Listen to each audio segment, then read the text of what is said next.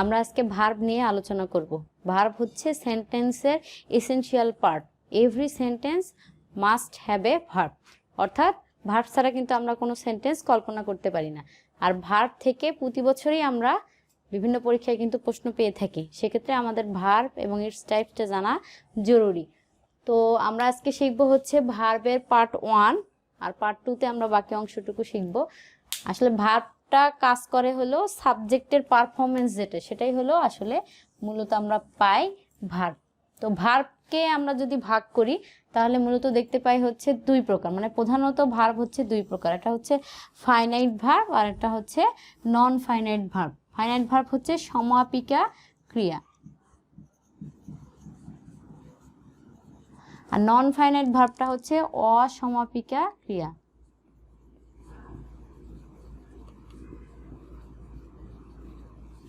Finite ভার্বকে আবার আমরা দুই ভাগে ভাগ করতে পারি, একটা হচ্ছে প্রিন্সিপাল ভার্ব আর একটা হচ্ছে অক্সিলারি ভার্ব। অক্সিলারি ভার্ব আবার হচ্ছে দুই প্রকার, একটা হচ্ছে প্রাইমারি বা পিওর অক্সিলারি আর একটা হচ্ছে মডাল অক্সিলারি। প্রিন্সিপাল ভার্বকে আবার দুই ভাগে ভাগ করা যায়, একটি হচ্ছে ট্রানজিটিভ আর একটা হচ্ছে ইনট্রানজিটিভ। ট্রানজিটিভ হচ্ছে সকর্মক ক্রিয়া আর ইনট্রানজিটিভ হচ্ছে অকর্মক ক্রিয়া। এটা গেল আসলে ফাইনাইট ভার্বের ক্ষেত্রে। এবার যদি আমরা নন ফাইনাইটের ক্ষেত্রে তাকাই তাহলে দেখতে পাই নন ফাইনাইট মূলত হচ্ছে তিন প্রকার, তবে ইনফিনিটিভের মধ্যে একটা বিয়ার ইনফিনিটিভ আছে, এজন্য গুরুত্বপূর্ণ হিসেবে আমরা এটা লিখেছি। তো নন ফাইনাইটের ক্ষেত্রে আমরা পাই যে তিনটা, সেটা হচ্ছে ইনফিনিটিভ, একটা হচ্ছে জিরার আর একটা হলো পার্টিসিপল। আর ইনফিনিটিভের মধ্যে আমরা পাই হচ্ছে বেয়ার ইনফিনিটিভ। তো এবার মূল আলোচনা করা যায়, প্রত্যেকটা ভার্ব আমরা আলাদা আলাদাভাবে একটু দেখি, তাহলে বুঝতে পারবো যে আসলে ভার্বগুলো কি এবং কিভাবে কাজ করে। তো প্রথমটাই আসা যাক। প্রথমটা হচ্ছে ফাইনাইট ভার্ব। আমরা ফাইনাইট ভার্বের ক্ষেত্রে যেটা পাই সেটা হচ্ছে নাম্বার, পার্সন, টেন্স অনুযায়ী যে ভার্বের পরিবর্তন হয়, যে ভার্ব এর পরিবর্তন হয় সেটাই হচ্ছে আসলে ফাইনাইট ভার্ব। তাহলে ফাইনাইট ভার্বের ক্ষেত্রে গুরুত্বপূর্ণ হচ্ছে নাম্বার, পার্সন এবং টেন্স। প্রত্যেকটার ক্ষেত্রে নাম্বার যদি পরিবর্তন হয়, পার্সন পরিবর্তন হয় অথবা টেন্সের যদি পরিবর্তন হয়, তাহলে আমরা কি পাবো, তাহলে দেখা যাবে যে ভার্বটাও সেই অনুযায়ী পরিবর্তন হবে, সেক্ষেত্রে সে ভার্বটা হবে ফাইনাইট ভার্ব। একটু এক্সাম্পল দেখি তাহলে বুঝতে পারবো। যেমন হচ্ছে আমি যদি লিখি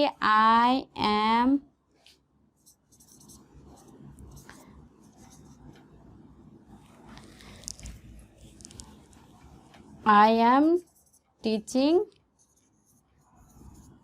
you, এটা যদি আমি পার্সনটা পরিবর্তন করে দেই, যেমন হি, তাহলে হি এর জন্য হবে ইজ টিচিং ইউ। আবার আমরা যদি টেন্স পরিবর্তন করি সেক্ষেত্রে হবে হি ওয়াজ টিচিং ইউ। তাহলে আবার এক্সাম্পলগুলো লক্ষ্য করি তাহলে বোঝা যাবে। আই সাবজেক্টের জন্য আমরা কি পেয়েছি, অ্যাম ভার্ব।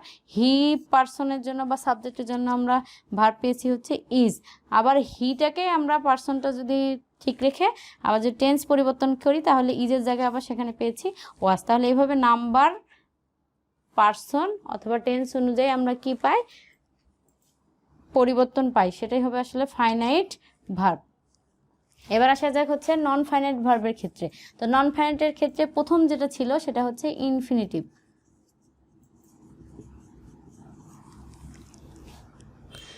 ইনফিনিটিভ জানার আগে আমাদের জানা দরকার হচ্ছে নন ফাইনাইট ভার্বটা কি। ফাইনাইট ভার্বের আমরা ক্ষেত্রে যেটা পেলাম সেটা হচ্ছে নাম্বার, পার্সন, টেন্স অনুযায়ী কি হয়, পরিবর্তন করা যায়। আর নন ফাইনাইটের ক্ষেত্রে মানে নন মানে কি না, তাহলে না পরিবর্তন, আগের যেগুলো আমরা পরিবর্তন পেয়েছিলাম এই নন ফাইনাইটের ক্ষেত্রে সেই পরিবর্তনগুলো যদি না হয় তাহলে সেটাকে আমরা বলবো নন ফাইনাইট ভার্ব। তাহলে আমরা নন ফাইনাইটের ক্ষেত্রে লিখতে পারি যে ভার্ব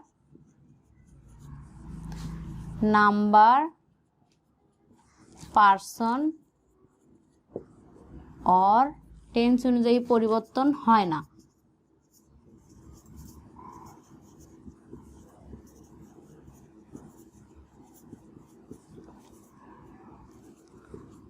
তাহলে সেই ভার্বটাই হবে হচ্ছে নন ফাইনাইট ভার্ব, মানে সবসময় অপরিবর্তনীয় থাকবে। যেমন উদাহরণ যদি আমরা লিখি, যেমন দেখেন আই লাইক টিচিং, এটাকে যদি আমি পরিবর্তন করি হি লাইকস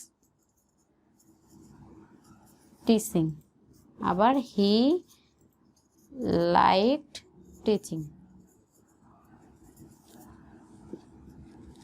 একটু এক্সাম্পলগুলো লক্ষ্য করি, দেখেন আই লাইক টিচিং, প্রথম ভার্বটা লাইকের ক্ষেত্রে প্রত্যেকটা নাম্বার পার্সন টেন্স অনুযায়ী পরিবর্তন হয়েছে, কিন্তু পরবর্তী ভার্বটা একটু লক্ষ্য করেন, টিচিং আয়ের জন্য টিচিং যা আছে, হি এর জন্য টিচিং, আবার পরে টেন্স পরিবর্তন হওয়ার কারণেও কিন্তু দেখেন টিচিং এর কোনো পরিবর্তন হয়নি।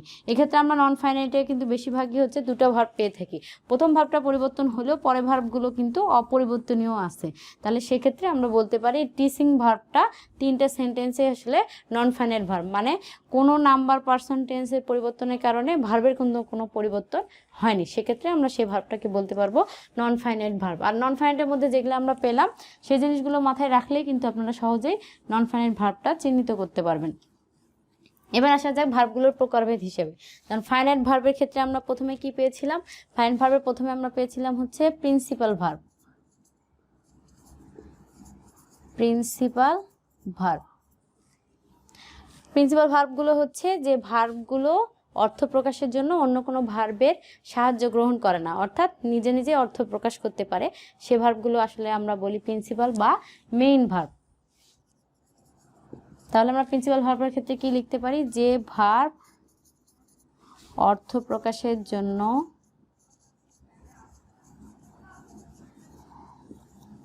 অন্যের উপর নির্ভরশীল নয়, অন্যের উপর নির্ভরশীল নয়, সেটাই হচ্ছে প্রিন্সিপাল ভার্ব অথবা মেইন ভার্ব। আর প্রিন্সিপাল ভার্ব বা মেইন ভার্বের ক্ষেত্রে যেটা লক্ষণীয় বিষয় সেটি হচ্ছে যে কোনো সেন্টেন্সে যদি একটাই ভার্ব থাকে তাহলে সেটা কিন্তু সরাসরি প্রিন্সিপাল ভার্ব হয়ে যাবে। যেমন আমি উদাহরণ যদি লিখি আই অ্যাম এ স্টুডেন্ট, সেক্ষেত্রে দেখেন এখানে অ্যাম একটাই ভার্ব আছে এই সেন্টেন্সে, আর এমটা হলো সরাসরি তাহলে প্রিন্সিপাল ভার্ব। তাহলে মাথায় আমাদের রাখতে হবে যে ভার্বটা অন্য কোনো ভার্বের সাহায্য নিবে না সেটা হবে প্রিন্সিপাল ভার্ব। এবার আসা যাক তাহলে অক্সিলারি ভার্বের ক্ষেত্রে, তাহলে অক্সিলারি ভার্বটা কি হবে, এই প্রিন্সিপাল ভার্বের অপোজিটটাই হচ্ছে আসলে অক্সিলারি ভার্ব, অর্থাৎ অক্সিলারি ভার্ব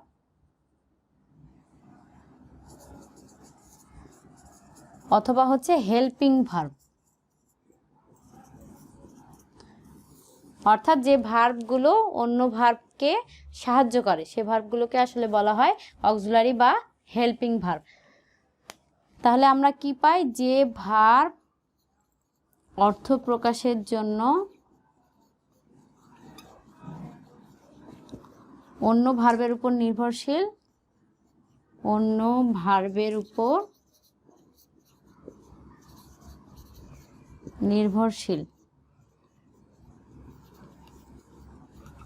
অথবা অন্য ভার্বকে সাহায্য করে সেটাই হচ্ছে অক্সিলারি ভার্ব। যেমন আগের উদাহরণটাই যদি আমরা লিখি এবার এরকম, যেমন আই অ্যাম টিচিং ইউ, ওখানে শুধু অ্যাম ভার্ব ছিল, একটাই ভার্ব ছিল, সেক্ষেত্রে সেটা প্রিন্সিপাল বা মেন ভার্ব হয়েছে। এখানে একটু লক্ষ্য করি যে এখানকার অ্যামটা টিচ ভার্বটাকে সাহায্য করেছে, অ্যাম ভার্বটা কিন্তু টিচ ভার্ব ছাড়া এখানে সম্পূর্ণ অর্থ প্রকাশ করতে পারবে না, সেক্ষেত্রে এখানে অ্যামটা হচ্ছে অক্সিলারি ভার্ব বা হেল্পিং ভার্ব।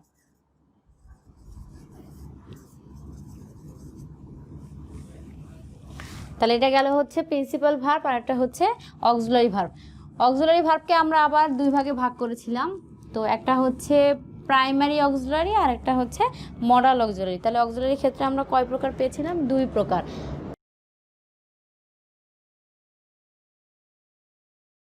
একটা হলো প্রাইমারি অক্সিলারি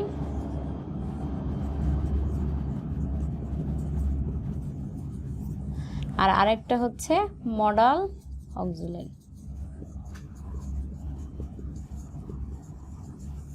আর প্রাইমারি অক্সিলারি ভার্বগুলো আসলে মূলত ধরা হয় হচ্ছে বি ভার্ব, ডু ভার্ব আর একটা হচ্ছে হ্যাভ ভার্ব।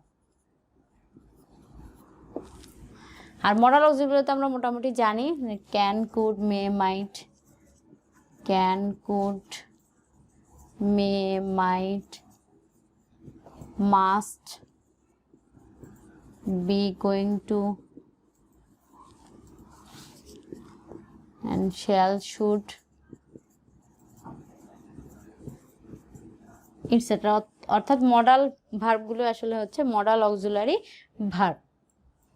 তাহলে আমরা এই পেলাম হচ্ছে অক্সিলারি ভার্বের দুইটা প্রকারভেদ, একটা হচ্ছে প্রাইমারি অক্সিলারি আর একটা হচ্ছে মডাল অক্সিলারি। আবার আমরা প্রিন্সিপাল ভার্বকে ভাগ করতে পারি কয়ভাবে? দুইভাবে। প্রিন্সিপাল ভার্বকে ভাগ করা যায় দুইভাবে, এটা কিন্তু খুবই পরীক্ষায় আসে।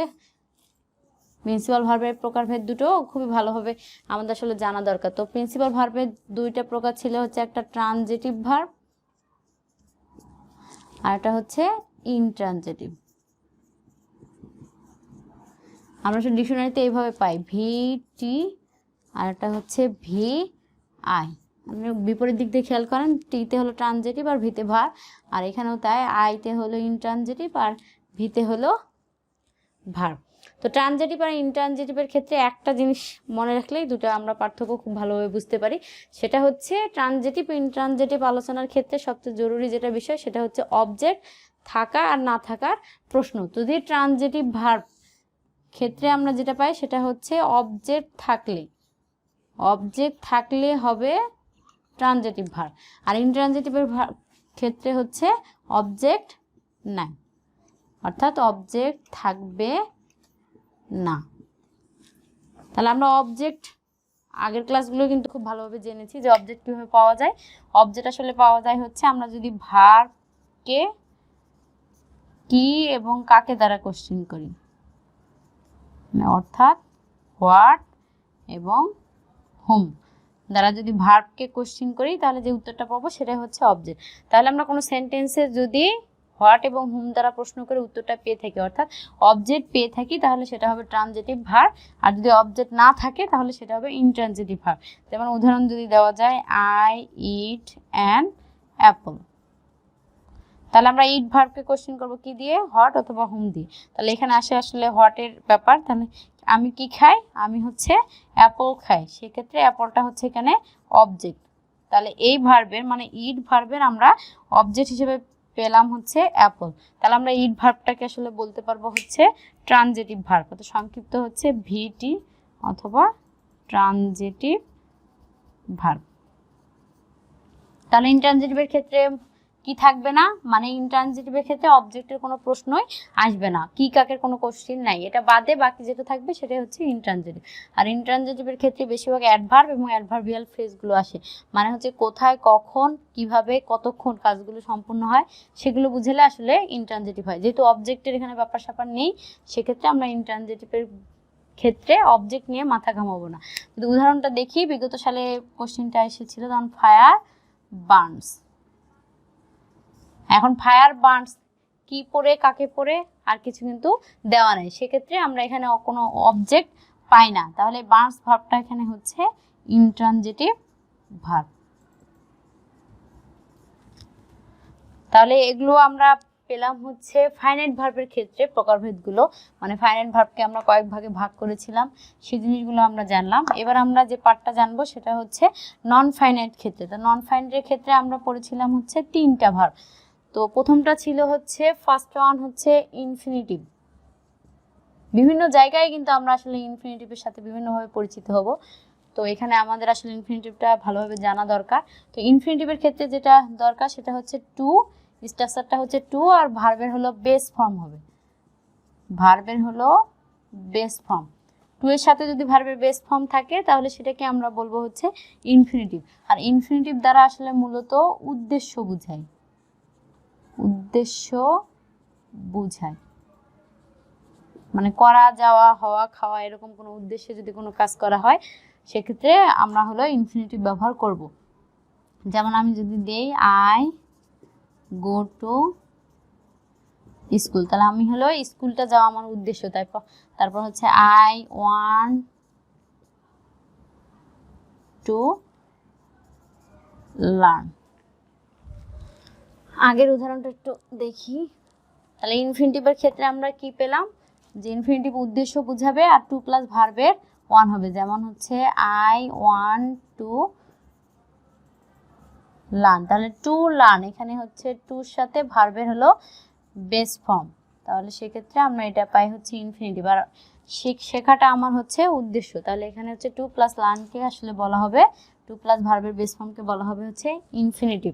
এই ইনফিনিটিভেরই আরেকটা পার্ট হচ্ছে বিআর ইনফিনিটিভ, মানে ইনফিনিটিভ তো অনেক প্রকার হয়ে থাকে, তার মধ্যে ইনফিনিটিভ বিআর ইনফিনিটিভটা একটু জানা দরকার। বিআর ইনফিনিটিভ, বিআর বলতে আসলে বোঝায় হচ্ছে খালি বা শূন্য। এখন কি খালি বা কি শূন্য, এক্ষেত্রে ইনফিনিটিভের ক্ষেত্রে আমরা যেটা পেলাম সেটা হচ্ছে ইনফিনিটিভের ক্ষেত্রে আসলে টু থাকে, আর বিআর ইনফিনিটিভের ক্ষেত্রে টু থাকবে না, টু থাকবে না কিন্তু উদ্দেশ্য বুঝাবে, সেক্ষেত্রে সেটা হবে হচ্ছে বিআর ইনফিনিটিভ। যেমন যদি আমি উদাহরণ লিখি, লেট হিম গো, আসলে এই উদাহরণটা এরকম ছিল, লেট হিম টু গো, এক্ষেত্রে টুটা আসলে উজ্জ্ব আছে কিন্তু টু এর মতো অর্থ প্রকাশ করে, সেক্ষেত্রে সেটাকে বলা হয় বিআর ইনফিনিটিভ। যেমন আরও যদি উদাহরণ দেওয়া যায়, যেমন হচ্ছে আই স হিম গো, এটাও একই ব্যাপার যে হচ্ছে আসলে এখানে টু গো ছিল, সেক্ষেত্রে টুটা উজ্জ্ব আছে, এক্ষেত্রে সেটা হবে হচ্ছে বিআর ইনফিনিটিভের উদাহরণ। তাহলে এটা গেল হচ্ছে ইনফিনিটিভ এবং বিআর ইনফিনিটিভ। এবার মোস্ট ইম্পর্টেন্ট দুটো জিনিস নিয়ে আলোচনা করব নন ফাইনাইটের ক্ষেত্রে, সেটা হচ্ছে জিরান্ড এবং পার্টিসিপল। কম বেশি দুটো থেকে কিন্তু পরীক্ষায় প্রতিবার কোশ্চেন হয়ে থাকে, কোনোবার জিরান্ড দেওয়া থাকে, কোনোবার হচ্ছে পার্টিসিপল দেওয়া থাকে, আর এই দুটার মধ্যে কিন্তু কনফিউশনটাও অনেক বেশি হয়। তো সেক্ষেত্রে আমরা এবার ভালোভাবে দেখি জিরান্ড এবং হচ্ছে পার্টিসিপল, দুটোই আসলে হচ্ছে ভার্বের সাথে রিলেটেড। জিরান্ড পার্টিসিপল দুটোই হচ্ছে সম্পর্ক কার সাথে, ভার্ব এর সাথে সম্পর্কিত, মানে দুটোর একটা কমন জিনিস হচ্ছে ভার্ব থাকবে, ভার্ব থাকা সত্ত্বেও এখন কাজ যে যেভাবে করবে সেটা অনুসারে আসলে নাম হবে। যেমন জিরান্ডের ক্ষেত্রে আমরা যেটা পাই সেটা হচ্ছে ভার্ব প্লাস আইএনজি, পার্টিসিপলের ক্ষেত্রেও তাই ভার্ব প্লাস আইএনজি অথবা ইডি অথবা হচ্ছে হ্যাভিং, এগুলো স্ট্রাকচারের ক্ষেত্রে। তবে হচ্ছে ভার্ব প্লাস আইএনজি, এখানেও আছে ভার্ব প্লাস আইএনজি অথবা ইডি অথবা হ্যাভিং। তাহলে এখানকার পার্থক্যটা আসলে কোন জায়গায়, তো জিরান আর পার্টিসিপলের পার্থক্যটা হচ্ছে তাদের ফাংশনের উপর। জিরান কাজ করে আসলে কার মতো, জিরান কাজ করে হচ্ছে নাউনের মতো, তার মানে জিরান কাজ করে নাউনের মতো, এই কাজ করার উপরই আসলে এদের ফাংশনটা নিহিত, তাহলে না কাজ করে নাউনের মতো। আর পার্টিসিপল কাজ করে অ্যাডজেক্টিভের মতো, পার্টিসিপল কাজ করে হচ্ছে অ্যাডজেক্টিভের মতো। খুবই সহজ জিনিস, যদি নাউনের মতো কাজ করে মানে যে যে জায়গায় আমরা নাউন পাই, মানে ফাংশন অফ নাউনগুলো পাই, সেখানে যদি ভার্ব প্লাস আইএনজি হয় তাহলে সেটা হবে জিরান, আর বাকি যেটা ভার্ব প্লাস আইএনজি ইডি অথবা হ্যাভিং কিন্তু কাজ হবে অ্যাডজেক্টিভের মতো, তাহলে সেক্ষেত্রে আমরা পাবো হচ্ছে পার্টিসিপল। যেমন দুটো উদাহরণ দিয়ে তাহলে বুঝে যাবে ভালো। যেমন দেখেন, I saw A flying bird, আরেকটা হচ্ছে reading is my good habit. এখানে একটু লক্ষ্য করি তাহলে দেখবো, দেখেন ফ্লাইং বার্ড, তাহলে বার্ড এখানে কি, বার্ডটা হচ্ছে নাউন, তাহলে বার্ড সম্পর্কে এখানে বা বার্ডকে মডিফাই করেছে হচ্ছে ফ্লাইং ভার্বটা, তাহলে এফ এল ওয়াই ফ্লাই, আর তার সাথে হচ্ছে মূল ভার্বের সাথে আইএনজি, কিন্তু কাজ এখানে হচ্ছে ফাংশনটা হচ্ছে অ্যাডজেক্টিভের মতো। সেক্ষেত্রে আমরা প্রথম উদাহরণটা বলতে পারি ফ্লাইংটা হচ্ছে পার্টিসিপলের উদাহরণ। পরের উদাহরণটা খেয়াল করেন, reading is my good habit, এখানে কিন্তু রিডিং কোনো কিছুকে মডিফাই করেনি, সেক্ষেত্রে জাস্ট এখানে সাবজেক্টের স্থানে বসেছে, আর আমরা কিন্তু মোটামুটি জেনে থাকি যে সাবজেক্টের স্থানে বসতে পারে হচ্ছে নাউন, তাহলে এখানে নাউন আকারে আসলে বসছে জিরান, মানে নাউনের কাজ করেছে এখানে, তাহলে রিডিংটা এটা কিসের উদাহরণ, এটা হচ্ছে জিরান্ড এর উদাহরণ। তাহলে কিন্তু আমরা এখন সহজেই জিরান্ড এবং পার্টিসিপলের পার্থক্যটা নির্দেশ করতে পারবো। যদি ভার্ব মানে কমন জিনিস দুটোই থাকবে ভার্ব, যদি নাউনের কাজ করে তাহলে হবে জিরান্ড, আর যদি অ্যাডজেক্টিভের কাজ করে তাহলে সেটা হবে পার্টিসিপল। আর সহজভাবে মনে রাখার জন্য আপনারা একটু খেয়াল করবেন, যেমন জিরান্ড বানানে দেখেন এন আছে, তাহলে সেক্ষেত্রে এন থেকে আপনারা মনে রাখবেন হচ্ছে নাউন, মানে হচ্ছে জিরান্ড ফাংশন দা নাউন, মানে নাউনের মতো কাজ করে। আর এখানে পার্টিসিপল বানানে দেখেন এ আছে, তাহলে এ এর ক্ষেত্রে হচ্ছে অ্যাডজেক্টিভ। এটা সহজে মনে রাখার একটা হচ্ছে উপায়। তো পার্টিসিপলের কিছু প্রকারভেদ আছে, পার্টিসিপলের প্রকারভেদগুলো আমাদের আসলে জানা দরকার। সেক্ষেত্রে আমরা আজকে পার্টিসিপলের প্রকারভেদটা জেনে নিই। আসলে পার্টিসিপল মূলত হচ্ছে 3 প্রকার। আর জিরান্ডের ক্ষেত্রে আমরা যেটা পাই, জিরান্ডের নাউনের ফাংশন যা যা সেই 6টা স্থানে যেমন আমরা নাউন পেয়ে থাকি, সেই 6টা জায়গাতেই যদি আমরা ভার্ব প্লাস আইএনজি আকারে পাই তাহলে সেটাই হবে আসলে জিরান্ড। তাহলে আপনাদের এই ক্ষেত্রে ফাংশন অফ নাউনটা কিন্তু ভালোভাবে পড়ে নিতে হবে। এবার আসা যাক হচ্ছে পার্টিসিপলের ক্ষেত্রে। পার্টিসিপল থেকেও কিন্তু কোশ্চিন, মানে পার্টিসিপলের যে প্রকারভেদ এখান থেকেও কিন্তু আসলে কোশ্চিন হয়ে থাকে। তো এক্ষেত্রে এটা ভালোভাবে লক্ষ্য রাখবো। পার্টিসিপল হচ্ছে 3 প্রকার। নাম্বার 1 প্রেজেন্ট পার্টিসিপল,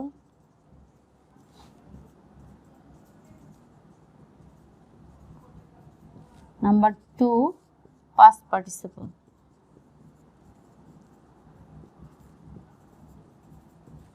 আর নাম্বার 3 হচ্ছে perfect participle.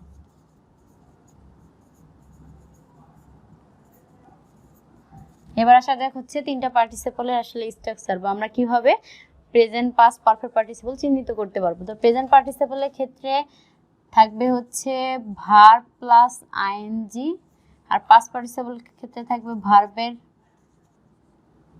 Past participle form, অর্থাৎ যেটা ভার্ব 3 বলা হয় এটা থাকবে। আর পারফেক্ট পার্টিসিপলের যেটা স্ট্রাকচার সেটা হচ্ছে হ্যাভিং প্লাস ভার্বের হলো 3। এই স্ট্রাকচারে যদি আমরা পাই তাহলে সেটাকে আমরা বলবো পারফেক্ট পার্টিসিপল। আর পার্টিসিপলের ক্ষেত্রে তো আমাদেরকে অবশ্যই মাথায় রাখতে হবে যে প্রত্যেকটা পার্টিসিপলে কাজ করবে কার মতো, অ্যাডজেক্টিভের মতো। তাহলে অ্যাডজেক্টিভ অবশ্যই কমন থাকবে, তার মানে কাজ করে পার্টিসিপল অ্যাডজেক্টিভের মতো। তাহলে 3টা পার্টিসিপলে আসলে অ্যাডজেক্টিভের কাজ করবে। প্রথম উদাহরণটা আমরা যেটা পেয়েছিলাম সেটা ছিল আসলে প্রেজেন্ট পার্টিসিপলের উদাহরণ, যেমন I saw a flying bird। এটা হলো প্রেজেন্ট পার্টিসিপলের উদাহরণ। আমি সিরিয়ালি উদাহরণগুলো লিখছি। 2 নম্বরটা হচ্ছে পাস্ট পার্টিসিপল দিতে পারে, he is a retired officer. আর পারফেক্ট পার্টিসিপলের ক্ষেত্রে যেটা পাই, having finished the work, having finished the work, he ran away। এক্ষেত্রে চিহ্নিত করি তাহলে আমরা কিন্তু প্রেজেন্ট পাস্ট আর পারফেক্ট পার্টিসিপল বুঝতে পারবো। প্রথমটা দেখেন, সেটা হচ্ছে ফ্লাইং বার্ড, মানে এখানে হচ্ছে মূল ভার্বের সাথে আইএনজি। তারপর he is a retired person, আর এটা হচ্ছে হ্যাভিং ফিনিশড। এখন প্রত্যেকটা উদাহরণের ক্ষেত্রে আমরা যেটা খেয়াল করি, যেহেতু আমাদের মাথায় থাকতে হবে যে কার মতো কাজ করবে, অ্যাডজেক্টিভের মতো, তাহলে প্রত্যেকটার ক্ষেত্রে আমাদের কিন্তু একটা করে নাউন লাগবে। তো প্রথম উদাহরণে আমরা খেয়াল করি, এখানে হলো বার্ড একটা নাউন যাকে মডিফাই করেছে হচ্ছে ফ্লাইং। এখানে হি is a retired officer, officer হচ্ছে নাউন যাকে মডিফাই করেছে হচ্ছে রিটায়ার্ড, আর এটা ফর্মে আছে হচ্ছে পাস্ট পার্টিসিপল, সেক্ষেত্রে রিটায়ার্ডটা হচ্ছে পাস্ট পার্টিসিপলের উদাহরণ। আর 3 নম্বরটা দেখা যায় হ্যাভিং ফিনিশ দ্য ওয়ার্ক, এখানে দ্য ওয়ার্কটা হচ্ছে নাউন আর একে মডিফাই করেছে হচ্ছে হ্যাভিং ফিনিশ, সেক্ষেত্রে হ্যাভিং ফিনিশটা হচ্ছে পারফেক্ট পার্টিসিপল। মানে সিরিয়ালি লেখা আছে, যেমন হচ্ছে প্রথমটা হলো প্রেজেন্ট পার্টিসিপল,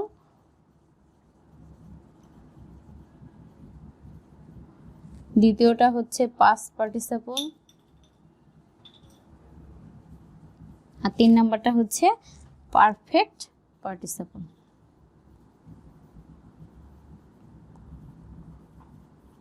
তাহলে আমরা মোটামুটি ফাইনাইট এবং নন ফাইনাইটের মধ্যে তাদের ভিতরে যে ভার্বগুলো ছিল সবগুলো আমরা মোটামুটি শিখলাম। এছাড়াও কিছু ভার্ব আছে সেগুলো নিয়ে পরবর্তী পার্ট 2-তে আসলে আলোচনা হবে। তো এছাড়া যে ভার্বগুলো, সেই ভার্বগুলোর একটু নাম লিখি, পরবর্তীতে আমরা এগুলো আলোচনা করব। যেমন হচ্ছে এছাড়াও কিছু ভার্ব, নাম্বার 1 হচ্ছে linking verb, cognate verb, positive verb, factitive verb, then হচ্ছে ডাইনামিক ভার্ব, স্ট্যাটিক ভার্ব, হচ্ছে গ্রুপ ভার্ব। এরকম আরো অনেক ভার্ব আছে, সেগুলো নিয়ে আমরা পরবর্তী পার্ট 2-তে আমরা সুন্দরভাবে বাকি ভার্বগুলো আলোচনা করব। তো আজকে এই ছিল সেন্টেন্সের এসেনশিয়াল পার্ট অর্থাৎ ভার্ব নিয়ে আলোচনা। আপনারা সবাই ভালো থাকবেন এবং এক্সাম সলিউশনের সাথেই থাকবেন।